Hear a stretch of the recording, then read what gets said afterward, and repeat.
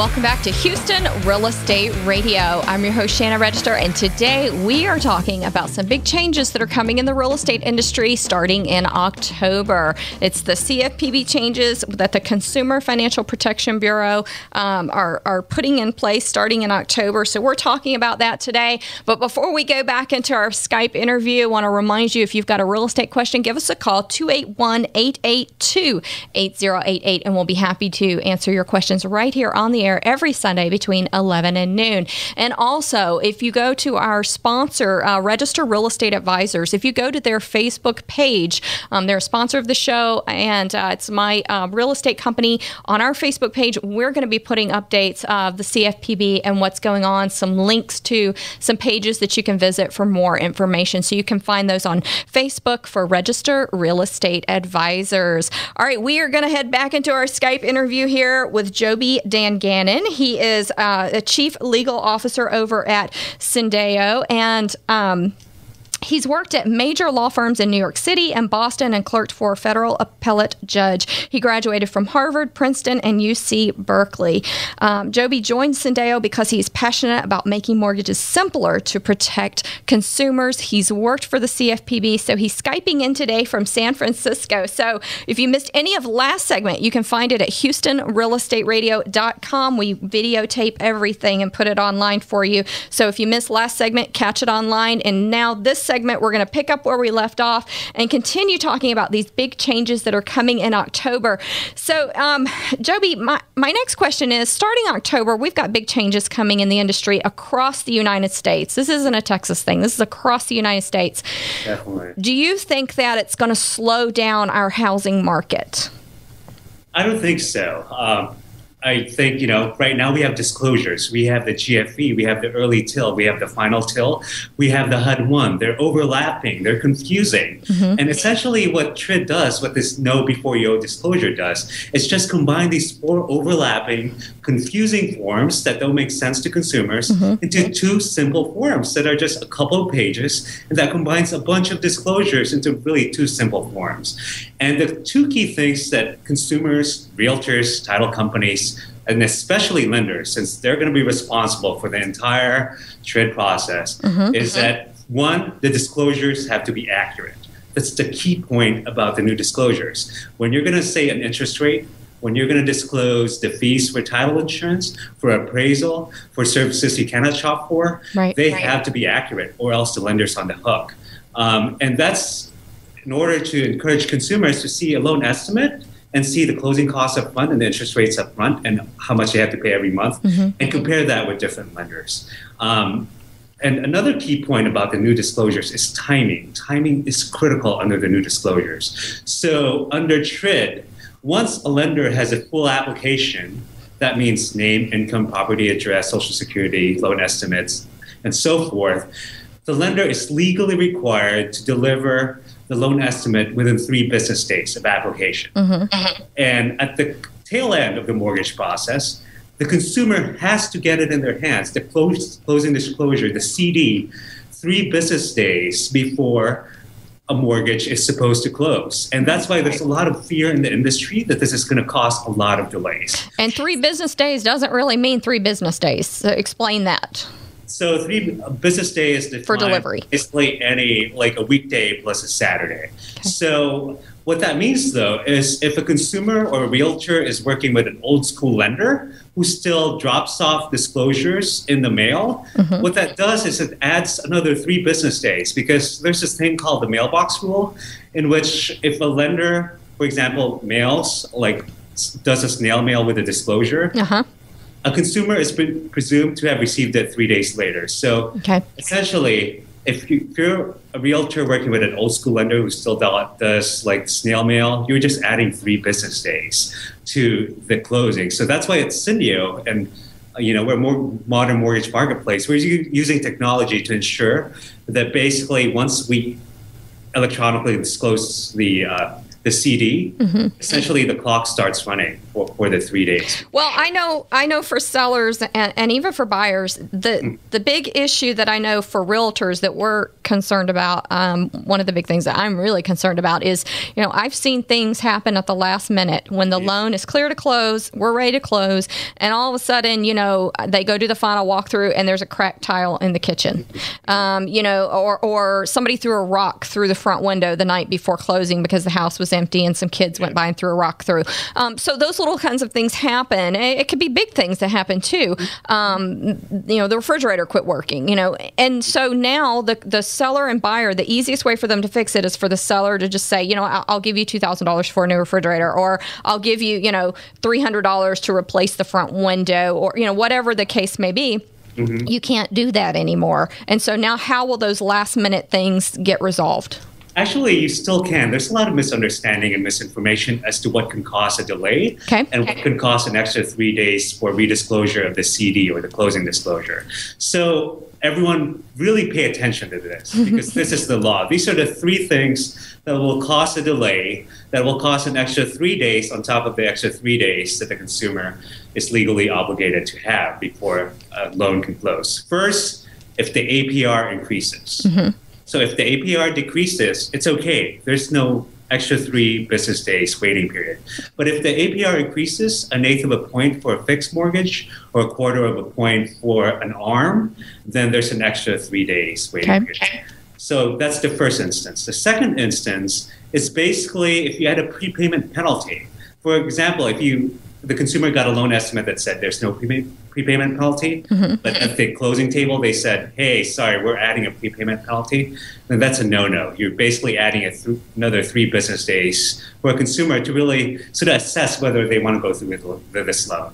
And the third thing is if the loan product changes. For example, if your LE said, hey, you're getting an ARM, but at the closing table it says, hey, actually, it's going to be a fixed loan, then that would cost an extra 3 business days. So those are the 3 instances. If the APR increases, if the prepayment penalty is added, and if the loan product changes. But anything else, the lender still has to provide corrected disclosure, but there's no 3 extra business days. So they can reduce the loan amount or the down payment amount, a couple $1,000s, and it won't affect the loan product. It won't affect the APR.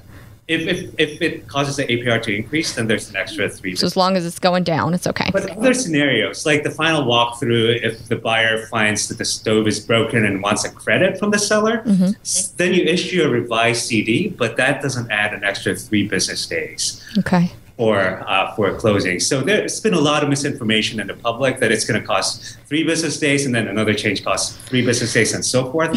But actually, legally, only 3 things would cost that cheap. Okay, so all of these changes, I mean, it's like a book. The final rule is how many pages long? Definitely, single space, it's like 2,000. Yeah. So, I mean, that's why there's so much confusion. I mean, who has time to read all of that? And so you go off classes that you're taking and then you get misinformation out there. That's why the CFPB has issued a bunch of really easily understood tools for consumers, for realtors, and small lenders. So where do we get those tools? It's consumerfinance.gov/know before you owe. So basically, like a big bank like a Wells or a Chase, they could afford to hire teams of lawyers that could analyze the 2,000 page rule, but we don't have that luxury. For example, Cindy was a startup. So for consumers, they have really easily understood handbook. There's a owning a home handbook for consumers. For realtors, the CFPB just came out last week with really just distilling the 7 most important things you need to know about the new rules. And especially for small lenders as well. They have a small entity guide. So consumerfinance.gov/know before you owe. Is that right? Exactly. And Cindy also has informational materials out there for the new disclosure. So www.cindio.com. Very good. All right. So let's talk a little bit about the CFPB. I know you work there. You know a lot about it. So I want to kind of change hands a little bit. We've talked all about the good side of the CFPB, all the changes in documentation for consumers, and the why it's just for consumers getting loans and not for sellers, even though they're consumers, and all of that. So let's talk about the CFPB. Currently, they're building this ginormous building and just needing a lot of funds, and so they have these high fines, and so they've kind of gotten a bad rep for that. And there is no government oversight for the CFPB. It's Richard Cordray is the director, and there's basically no oversight, not congressional oversight, no legislative oversight. And Congress has actually tried on like 5 different occasions to put in some kind of legislative regulation for the CFPB, and it hasn't gone through. What would you say to that? Yeah, I mean, so 2 quick points. One is that there has been moves by Congress to subject the CFPB to congressional appropriations. The thinking behind having the CFPB being independent is to protect the Bureau from political influence. So, for example, if a big company is being sued, they're not happy with enforcement action, they could easily lobby Congress to stop funding or severely cut funding in order to basically cut the fangs out of the CFPB. Okay. The way it's being funded now is actually not through the big penalties. So since the CFPB was created, they have gotten over $4 billion in restitution, so they've given that back to consumers. The rest of that goes to the Treasury. But their funding is actually not from those fines. Their funding are a percent of the Federal Reserve revenue. So it's a very small percent of what the Federal Reserve is able to make. So it's the whole point of removing the CFPB from congressional appropriations is to create an independent agency whose sole focus is to protect consumers. Okay. And so RESPA, which has been in place for a long time,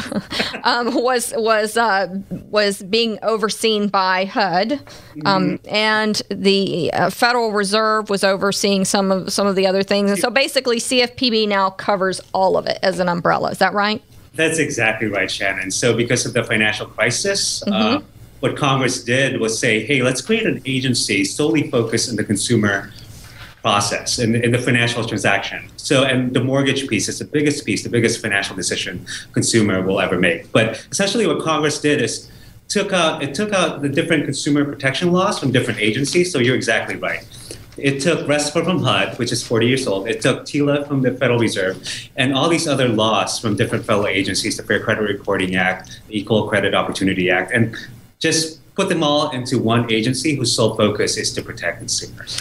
Okay, last thing I want to ask you about is a consumer issue that I know I've seen, most realtors have seen, a lot of consumers have had a big issue with. And so my question to you is, why doesn't CFPB do something about this? Okay, so here's the issue.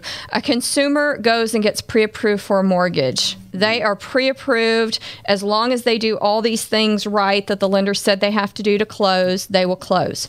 There's a date on the contract. The lender misses the date on the contract. The buyer, this consumer who's getting this loan, has paid for inspections. They've put up earnest money. They've risked a lot of money to get into this house. And the lender, couldn't get it closed for whatever reason. And they drug their feet. And now they want the realtors to make a miracle happen and extend the contract. These consumers need to have some kind of recourse on lenders for doing this. And currently there isn't any real recourse for them. What can the consumer protection, because to me, if they're really going to protect consumers, they need to protect these consumers that the bank said, yes, we can lend to you, and at the last minute, no, we can't lend to you, or yes, we can, but we need another 3 weeks. Sorry, your seller won't give it to you. You lost all your money. Absolutely. And that's why the mortgage process is so difficult and so painful for a consumer. That's why a company like Cindia was created. But certainly, if it's the lender's fault that now a consumer has to pay for a rate lock extension for all these things, if they had movers that are ready to move, but the lender messed up, then, the lender should really be held responsible. And guess what? There's a new federal agency in which you could write a complaint saying, hey, I did all these things right. Now I have to pay thousands upon thousands upon thousands because the lender messed up and the lender will make me whole. So I would encourage consumers to go to www.consumerfinance.gov and click on the complaints page. And under the complaints page, the mortgage link is actually the biggest because it's the biggest financial transaction. But if folks have problems with their credit cards, if they were charged the wrong fees, if folks are getting pestered by debt collectors, if folks are being duped by payday lenders, certainly go to that website and enter the information, your loan number. And basically what that does is it legally obligates the company, like if you're working with a bank, with a lender, with a payday lender, to respond within 10 days. And usually they try to make the consumer whole because they don't want a big... If they don't have a loan number because they haven't closed, will it still work? Oh, yeah, most definitely. Okay. So put in your information, put in the name of the lender or the broker you're working with, tell them what happened. I mean, there are some complaints that are not meritorious that probably is the consumer's fault. For example, if they said, I made $100,000, but 2 weeks later you find out from the W-2 they make $80,000. Right. That's not the lender's fault. Right. So that's going to delay the loan, right? But if it's something that the lender had represented and said, hey, we're going to close during this time, and all of a sudden now you're delayed by 3 weeks and it's the lender's fault, then if they're not making you whole, then the consumer has an avenue to make a complaint. Very good. All right. Great information. And that the website again, consumerfinance.gov/know-before-you-owe will help you with some more information about the new CFPB changes that come October 3rd. I got to tell you, we're expecting a few delays to come from this, especially as lenders and title companies learn how to work together and make this happen. Shannon, we're also getting ready to do this. So we're also a mortgage company. We're working with our title companies appraisal. So we're all in the same boat, but it's hard, it's painful, it sucks to be a lender, having to put in new systems, having to train all your loan officers, having to make sure that your fees are accurate. But I think 6 months from now, a year from now, everyone will be happier. The lenders will be happier, and definitely the consumers will be happier. Growing pains, right? They're good. All right, well, we appreciate you coming on. Jobe, great information. You have really clarified some great things for our consumers. We want them to be prepared on October 3rd when these new changes come, because some of them have their house on the market. They don't even, they're going to go under contract after October and not even know about this if their realtors haven't told them about it. So we want to make them aware. And if they haven't closed on a home before, they're going to love the new loan. Compared to the GFE, the HUD one, it's night and day. It's so much simpler. Absolutely. All right, we appreciate you Skyping in from San Francisco. And if you missed any of today's show, go to HoustonRealEstateRadio.com to see both videos, getting some great information on the CFPB. We'll be right back after a word from our sponsors.